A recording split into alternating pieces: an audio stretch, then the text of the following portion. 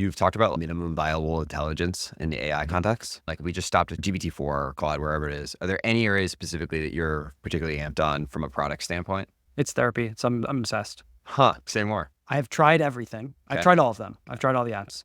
I am obsessed with finding someone who is more creative than me to push the limits on what this would look like in a non-skeuomorphic way. Okay. And I've been spending a lot of time trying to find those people. What are you looking for in that person? Someone who has a unique view on how a certain group of people, most likely Gen Z, will navigate their mental state. Today, therapy is this super synchronous thing that you show up to for an hour. You have to be in the right state of mind to do it at that time. You have pretty minimal context with your therapist. I have been seeing a therapist weekly for a long time. Still, though, like last week, she was like, I never knew that about you. I was like, great.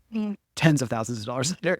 And there's more and more things that will signal what matters, what's going on in our head. And then lastly, just this idea that our brains are more chaotic than ever before. That probably means that rumination happens at far different times than humans are available. And so you could theoretically start to spin up like a late night therapy service. That's maybe just an interesting business where you just have people in a different time zone, service people in New York City or whatever. When people are at home at 11 p.m. freaking out about something, they just do therapy then. And then I think that people think about their mental health and their conversations as this almost always on progressive thing. And you kind of tap in and out people into that. And I think about this with my friends. A bunch of my group chats are, you pop in for 15 minutes, you talk about something really quickly, everyone dissolves. I think a lot about the product mechanism of how you can share your location for an hour on your phone. And I kind of wish you could share your group chat for an hour and maybe you pull in your AI therapist and your other friends and they all interact with it. And I think there's some version of these things. And it probably doesn't end up being called AI therapy. It's probably called something else, probably has some different mechanism. But I just think it's an undefeated trend that people want people to be inside their head.